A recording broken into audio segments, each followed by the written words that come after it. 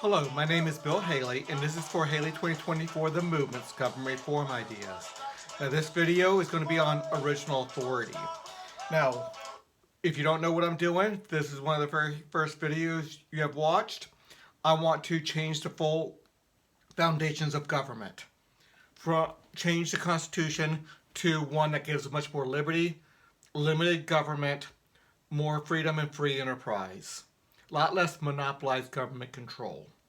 So let's go through it, and there's other videos out there that does overviews and goes into each section. In the February, March, and April of 2021, I'm doing probably several dozen videos that's going to be putting out different aspects. It's too long of a constitution, about 14,000 words or so, to do in one setting. So I have a good overview, about an hour. I go into every section. This section I'm going over is original authority. But we're going to do a quick recap and quick overview of what this Constitution is. So let's go through it. First thing we need to know is we split all government power into 30 sectors. These are the 30 sectors. Then I'm going to come right back. We got 5 in the charity system, 5 in the foreign policy, foreign protection system, 5 in the violent crime mitigation system, and then 15 others. We'll go over all those in a second. Within each sector, and at every level of government, federal, state, and local, we have roughly 30 sectors. So within each sector, we have roughly 12 distinct competitive regulatory agencies. These are full governmental systems with executive, legislative, and judicial. You select the one that you want to be governed by. Your neighbor selects the ones they want to be governed by. Within the membership of your CRA, competitive regulatory agency, you pick the leaders, you pick the representatives, you pick everybody through there. That's where your representation comes from. So it is a competitive representative agency, competitive governing agency, and competitive regulatory agency. So this is a quick overview, so I'm not going to go too far into it. Here are the 5 in the charity system. We're going to have separate videos on all these, but we get rid of welfare altogether, government welfare, go to a charity system. We split up government power dealing with foreign foes. The military is different than the commander-in-chief, different than the diplomats, and we have an authorization board, a societal oversight, making sure nobody goes out of line. So it's in a free enterprise way of doing the military. That's a military capability system.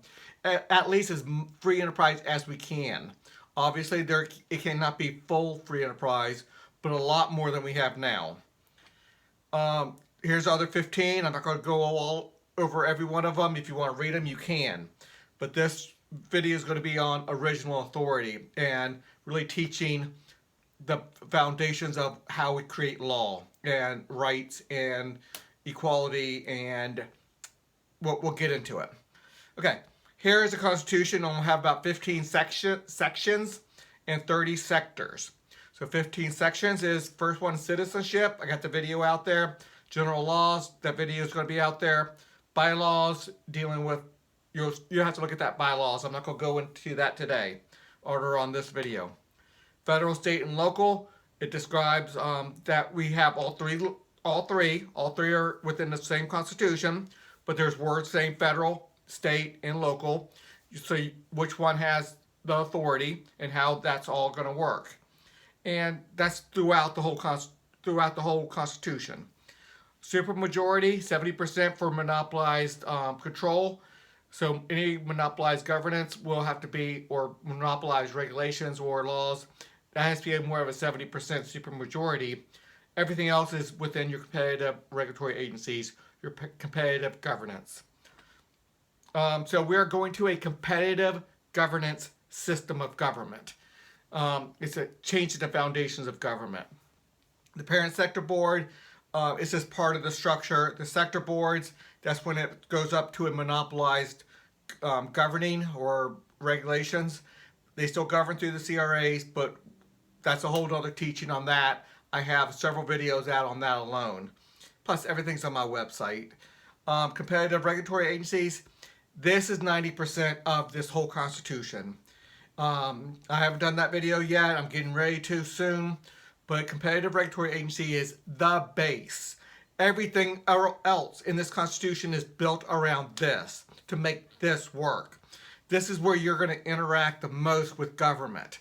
Almost exclusively, this is where you're going to interact with government.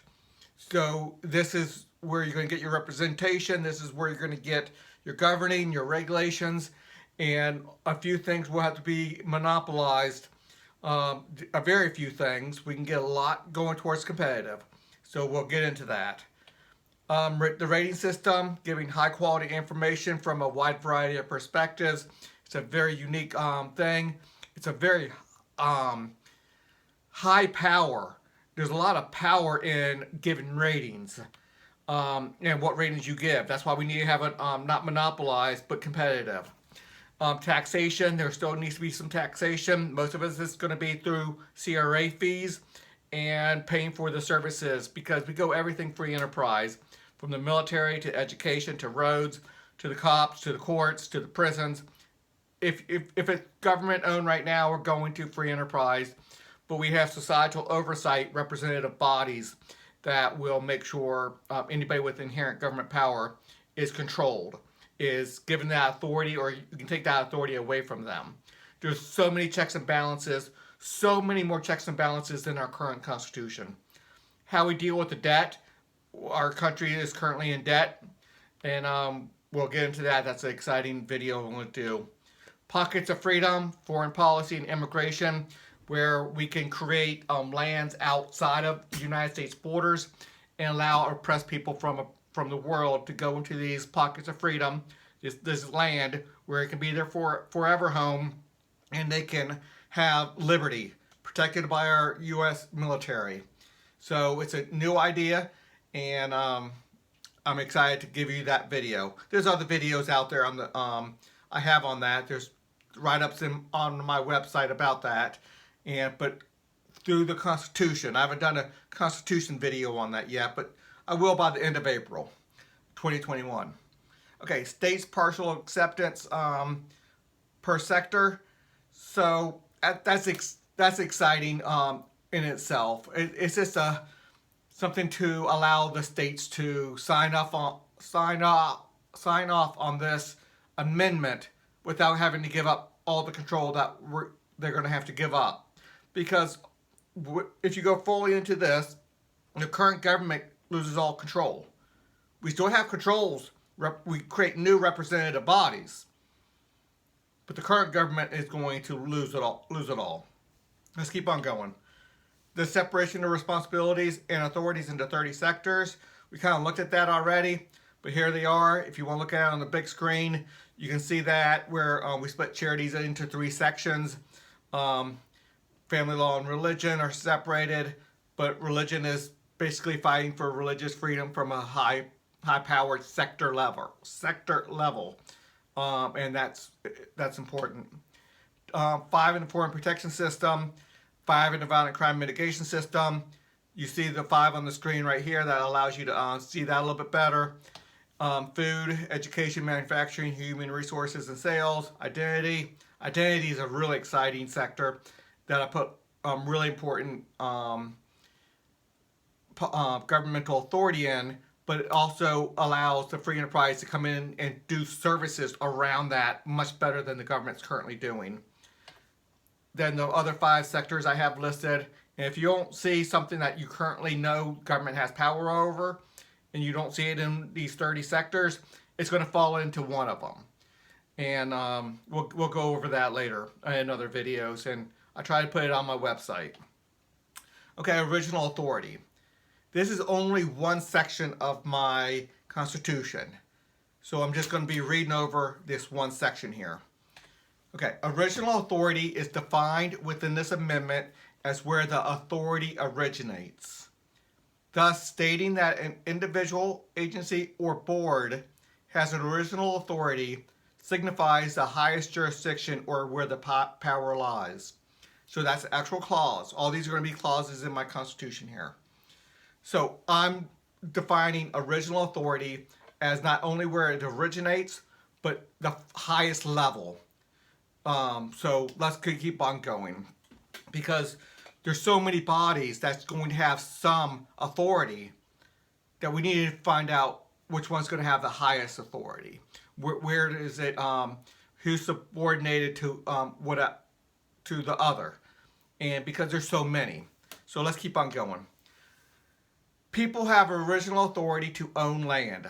This right here is the teaching of how we even have a constitution, how we can operate civilly with each other as civilized in a civilized society.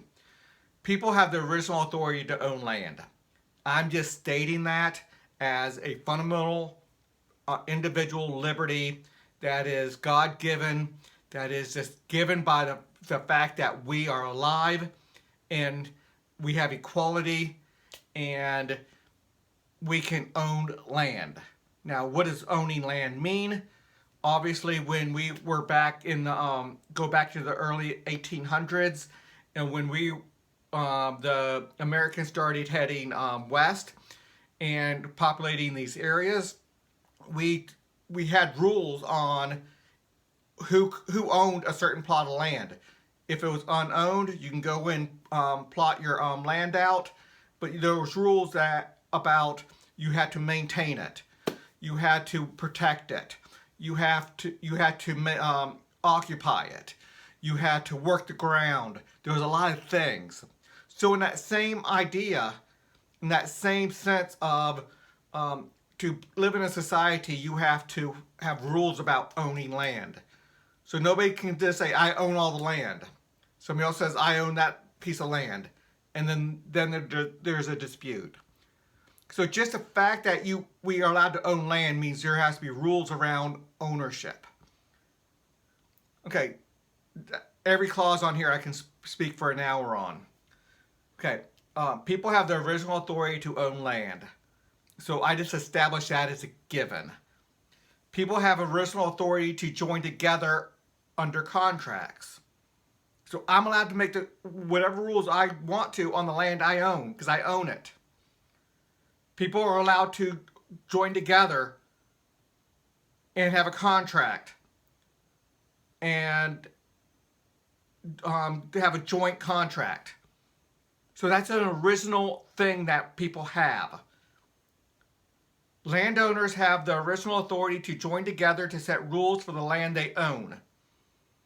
So if I want to, let's say 5 people on a road need law enforcement. They're allowed to jointly get together and purchase law enforcement to protect those 5 houses.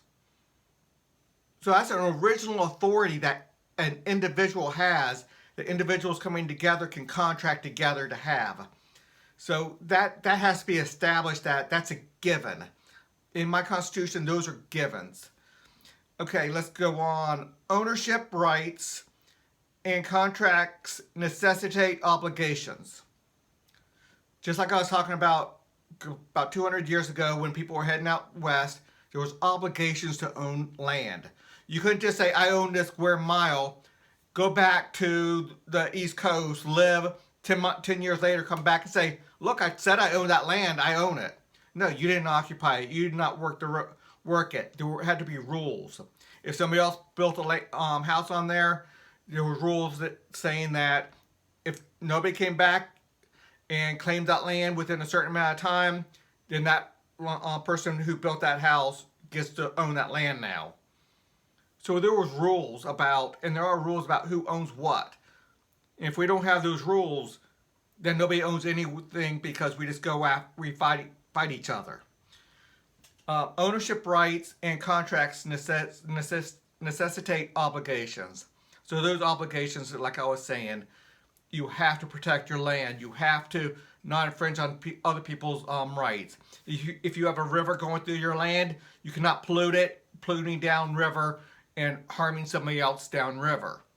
You cannot play music so loud as to bug your neighbor. You cannot fire firearms in such a reckless manner that would scare off or possibly injure your neighbor. there are obligations and there are restrictions.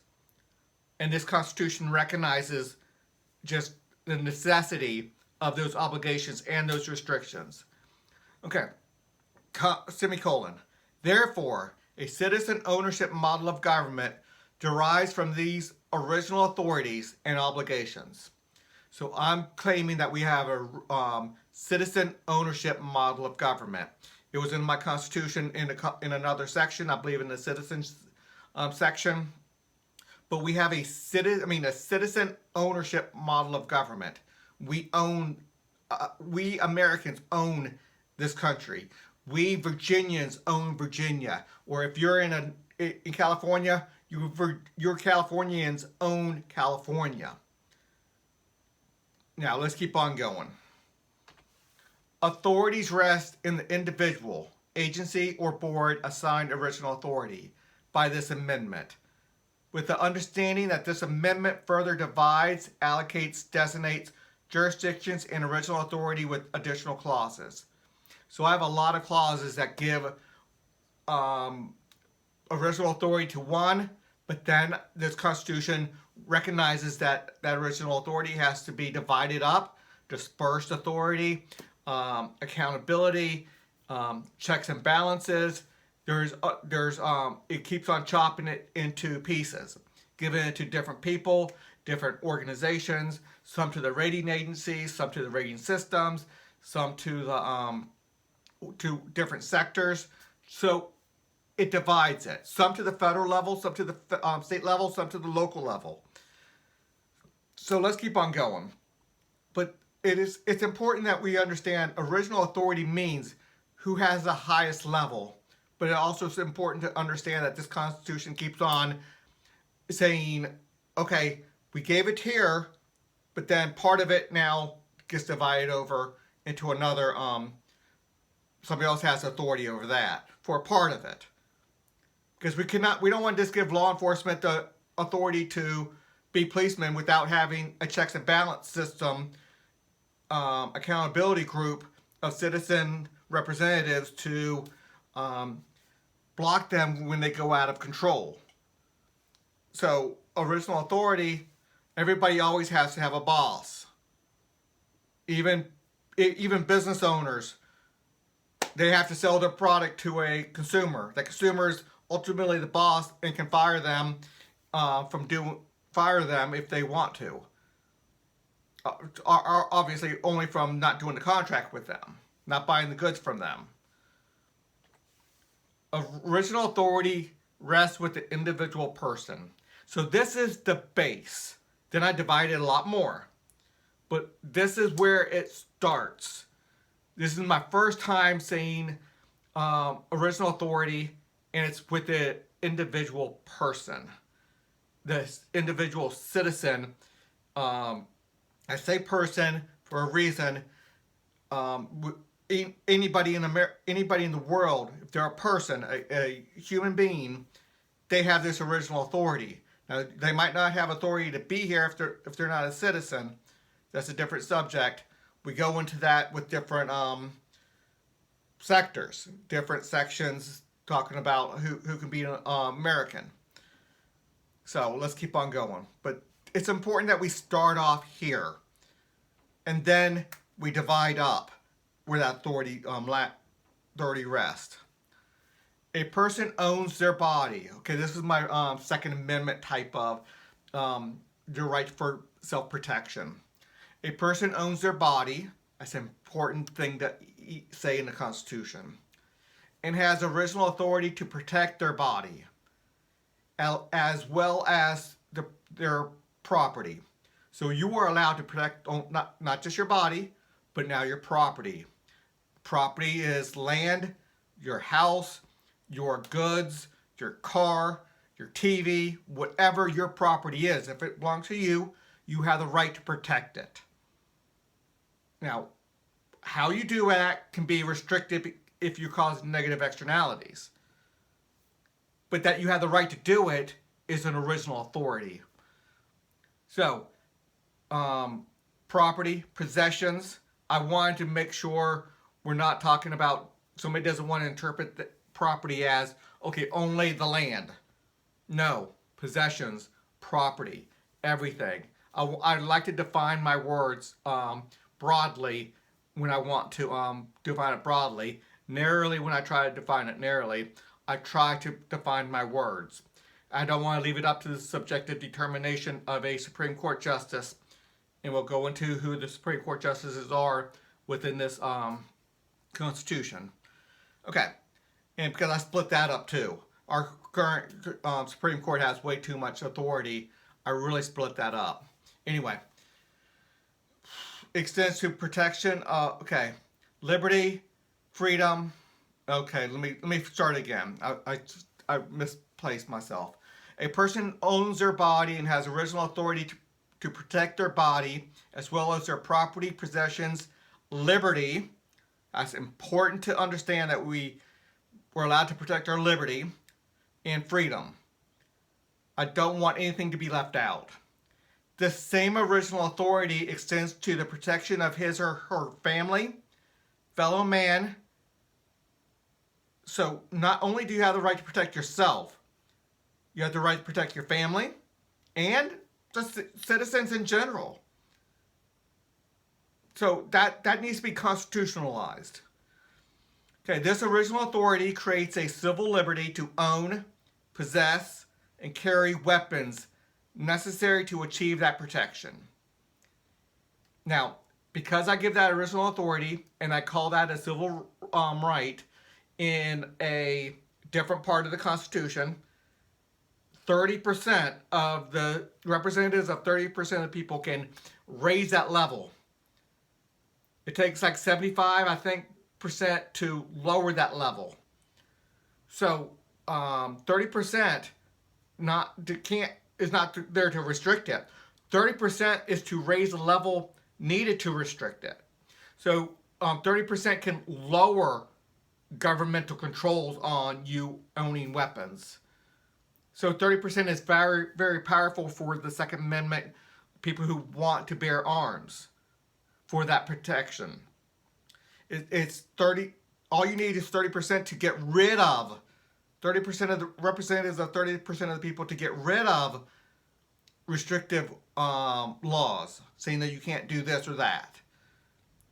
So it takes well over 70% of the people to, I think it's 80%, maybe I think it's 75% I have listed in here, to actually pass more restrictive laws saying that you cannot own a weapon. Most people, well over 90% of the people, don't want people walking around with missile launchers and massive grenades and heavy explosives and the like. Most people, they don't think that needs to be there. That creates too big of a negative externality for a person who's gone a little bit insane, who wants to go hurt people, that they can do too much damage. Okay, let's keep on going. Individuals, businesses, and organizations have the original authority to or not to, this is my freedom of association clause, and I think I even have two of them, one somewhere else.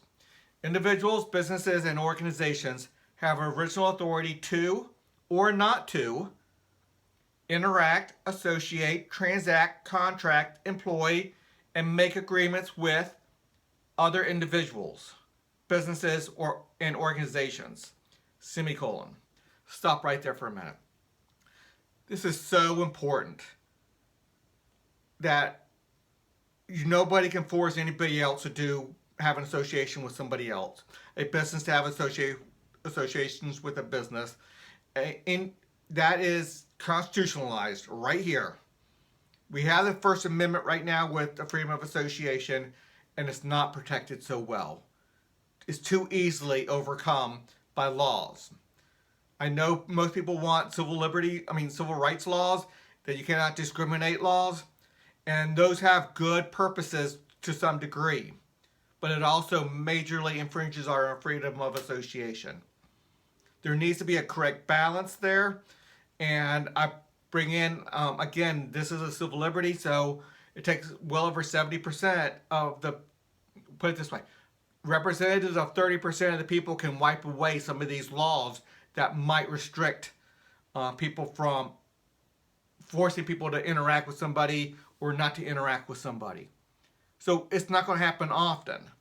You'd need like 75% of the people to make a law, representatives of 75% of the people, to make a law saying you can't interact with this person or associate with that person, or you have to do contracts with this person or something like that. So that's important to know. So it's a very strong freedom of association clause. Let's start again with that semicolon, after the semicolon. The freedom of association, along with the freedom not to associate, is an individual, business, and organizational civil liberty. So it's not just an individual civil liberty, but a business and organization civil liberty. Businesses are made up of people. One of my definitions that you haven't seen on this one, it's in the general clauses, is defining a business and an organization, and it has to be controlled by people. Those people maintain their civil liberties. So, businesses, organizations, I got mixed up here. The freedom of association, along with the freedom not to associate, is an individual, business, and organization civil liberty that must not be infringed. CRAs and RAs must hold these rights. And I have a definition of what representative group, representatives of the citizens, get to make those laws and wipe away. And only where it's so needed that these things are infringed can it be infringed. And that takes like a 75% vote to do it. So it's not easy. I'm very strong on civil liberties within this amendment, within this Constitution.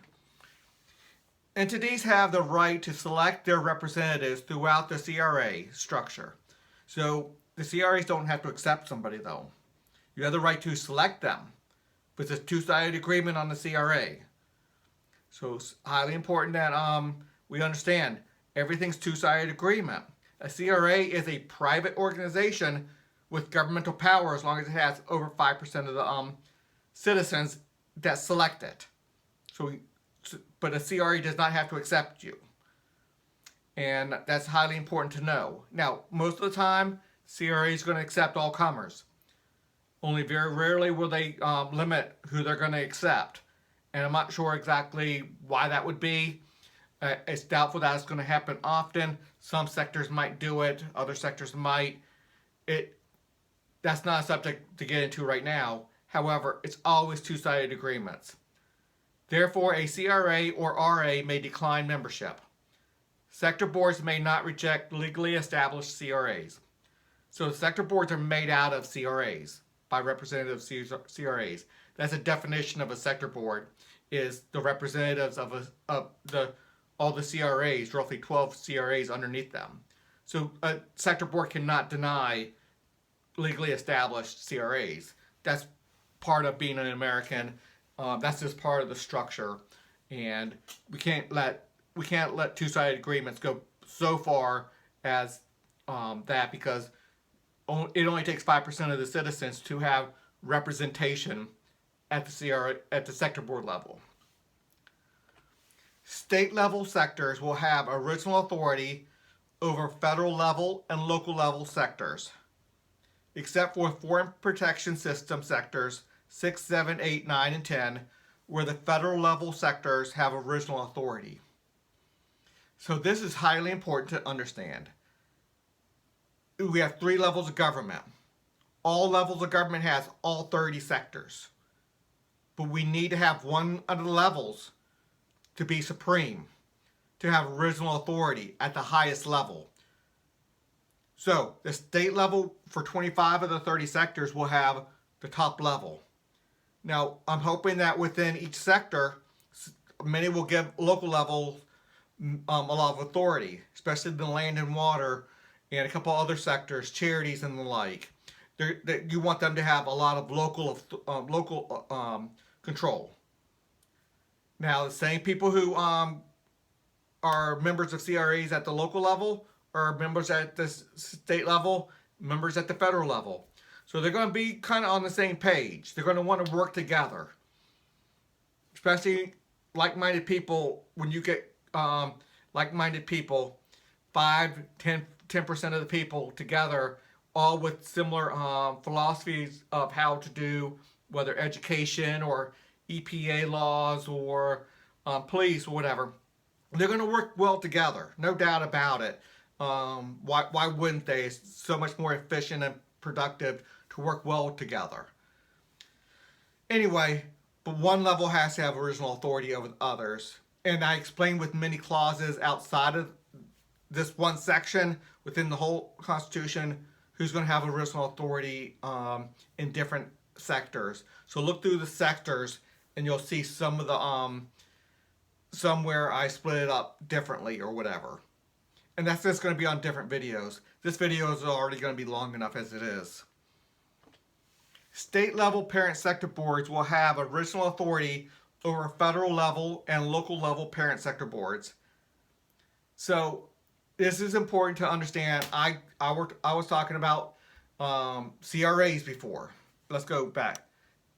CRA sectors, just the sectors itself, which one has original authority, federal, state, or local. These are parent sector boards.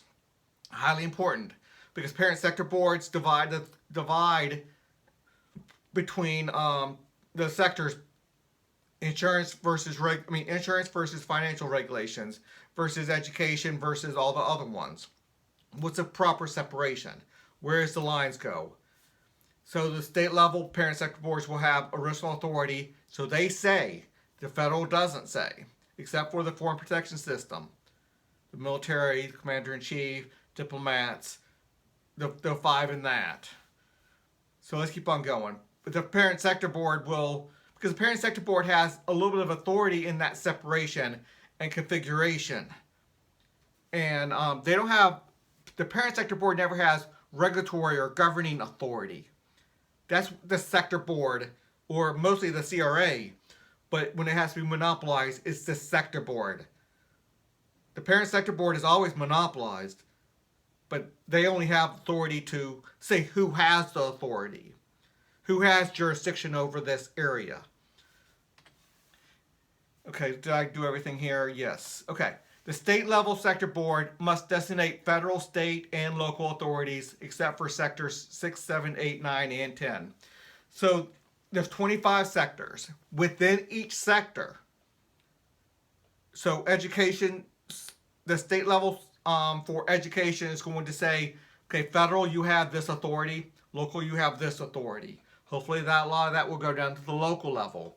Even though there are a lot of sectors, CRAs within the education sector that will allow total free enterprise.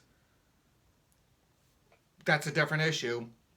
But we're going to have state level. So let's say in law enforcement, you're going to want the FBI because they're going to be some of the best of the best. They're going to be able to go across state lines and organize people across state lines. Now, CRAs can do that too. Law enforcement officials can go across state lines to a large degree. They might have to get authorized. If somebody from Iowa wants to go into Nebraska, they need to get authorized by maybe a temporary authorization to go and do business over there, do law enforcement business over there. But that's a deep issue, and I don't want to make this video any longer. I can go through each one of the sectors and have a good discussion with you regarding what might stay at the state level, what might stay at the local level, what might go to the federal level. But the state level decides that. All the state level sector boards, legislators per sector must meet and determine a consistent, so all the states together, their sector board leaders, not the parent sector boards, per sector, all 50 states, and we'll probably have 52, 53 by the time we make all the territories states with what we're trying to do with how we switch that over. Anyway, all the state level sector boards, legislators, per sector must meet and determine a consistent level of federal authority across all states. So local authority, each state can do it their own way. But they all have to have somewhat of the consistent federal level, where all states have equal representation for 50% of the vote and proportional representation for the remaining 50% of the vote. This excludes the foreign protection system. Okay, part of the current Constitution does not allow you to amend the Constitution. That's what we're doing, amending the Constitution, without keeping state representation equal. I think that's in Article 5. Look it up. It's little known, but it's in there. You cannot get rid of the Senate's control per state, equal representation per state. So this is just trying to abide by the original Constitution. You can't even amend the Constitution. One of the exclusions of amending the Constitution is that you cannot take away a state's equal representation in half the legislative body in the Senate we currently have. So I'm trying to uphold that part, because we cannot amend the Constitution without keeping that part there. A 70% vote of the state level sector board per sector is needed. Maybe I wrote this wrong. A 70% vote of the state level sector boards per sector are needed to move additional authority and jurisdiction to the federal level. So we don't allow the states to move up too much to the federal level. Only when 70% of the states legislators allow it. So we don't want too much to go to the federal level. Some, they're going to want it up there. And some law enforcement agencies are going to work so well with the federal level that it's going to be a non-problem anyway. They're going to be able to walk across state lines to a large degree. They're going to get that authority. Because people in Idaho, they want criminals from Virginia to be caught in Iowa or Idaho or wherever I said. All these states don't want criminals going across state lines and living in their state. They're going to want that cooperation. A 40% vote of the state level sector boards per sector is required to reduce authority and jurisdiction from the federal level. So if we gave them too much, it only takes 40% vote to reduce down that level. The Foreign Protection System, Sectors 6, 7, 8, 9, and 10, will have original authority at the federal level. The federal sector boards must designate state and local authority. So we're going to want some authority at the state level, little bit maybe at the local level. I'm not sure exactly why the local levels need so much authority at the military, but state level for sure. We need to be able to protect the states. The states are still sovereign entities, and they created the Constitution to help with foreign policy. This goes back to that notion. We've gotten away from that notion way too much, and this goes back to that notion of the states having sovereignty and only creating this federal government for the purposes of dealing with foreign policy. Let's keep on going. The authority to designate authority between federal, state, and local levels of government does not denote the authority to adjust authority between the CRA level, the sector board level, or the parent sector board level. So, this is important to understand, that just because we give the state level sector boards the authority to designate federal and local does not mean they have authority to change it from the CRA level to the sector board level or the parent sector board level. Those are two different things. And I want to be very clear in my language, and I don't want any misinterpretation of this, because somebody doesn't want the Constitution the way it's written, or they can't get the policy outcome they want. I'm sorry. So what they do is they misinterpret something on purpose. I'm trying to guard against that. So I have clauses just trying to guard against misinterpretations. I've done a lot of study on how legislators just take something and run totally in the wrong direction because they misinterpreted, because they couldn't get what they wanted. Shoot, 90% of what the Congress wants, they're not allowed to do. What 90% of what they're doing, they're not allowed to do. Constitutionally, it's not authorized. It's not part of the authorized authorized powers. They're not allowed to do it. States are allowed to do a lot of things. They shouldn't be, but they are through their constitution. This is why this is a replacement of the federal, state, and actually creates a local constitution. CRA Sector 6, 7, 9, and 10, and 13 have original authority at the sector board level. All other sectors have original authority at the CRA level. I'm going to go over that when I go through all the sectors in a minute and explain why those have original authority at the sector board level, monopolized sector board level. I'll just go ahead and say it real quick. I'm right here. Diplomats need to speak with one voice, and we cannot do that with CRAs, the leaders of a CRA. If somebody represents 7% of the population of America, we don't want them talking to France and Russia and China and Japan about treaties and different agreements. Now, they might be allowed to talk to them, no problem, but what they're not allowed to do is make agreements with them. That needs to be at the sector board level, and it really takes 70% vote to make something happen anyway. We want there to be just good relationships without so much agreements. Good. I have a free trade agreement within this. Now, I say free trade. There is some charity tax and a military tax to make sure they have protection. And the charity tax for foreign trade will be strictly for helping the poor of the world. So we're not taking general money. We'll have a foreign trade tax for that. We'll get into that on another video. That I don't have time on this video here. Every rating system has original authority to set and must set rating floors on CRAs fulfilling the purpose of their sector listed in this amendment and their sector's mission statement. So I know I'm not talking about the rating system side too much, and it's highly important, but a CRA has to fulfill the purpose of their sector. A family law CRA has to deal with family law. It has to deal with divorce and elder care. It has to deal with marriages and child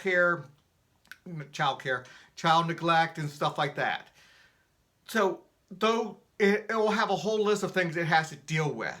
That's talking about fulfilling the mission of that. It's not going to be regulatory in nature. I have clauses in there saying it cannot be regulatory in nature. It has to be broad topics. These are the things that you have to take care of. How you take care of them, there's a wide range of what you're allowed to do.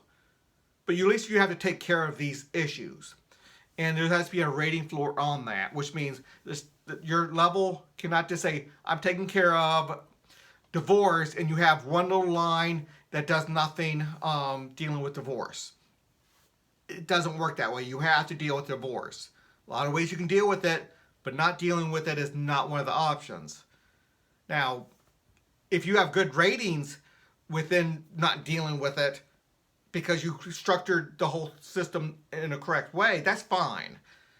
However, it's getting into the nitty-gritty of that a little bit. But you have to fulfill the mission. You have to, the EPA regulations, you have to deal with air pollution, water pollution. You have to deal with all the different sections of environmental protection.